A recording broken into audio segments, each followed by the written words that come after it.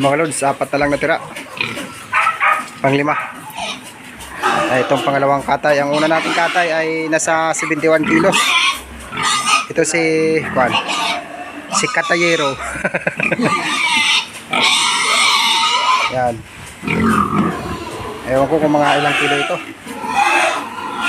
Wala pa yung timbangan. Mr. Kenneth. 4 na lang.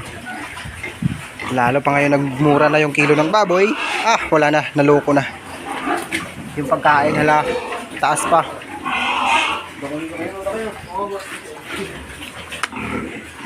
Ay.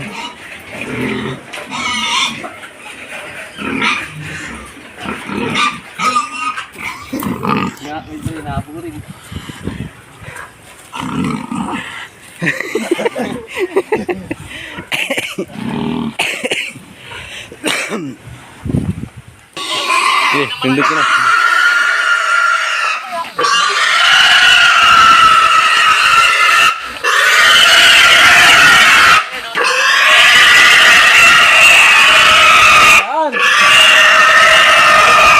Ilan? 104.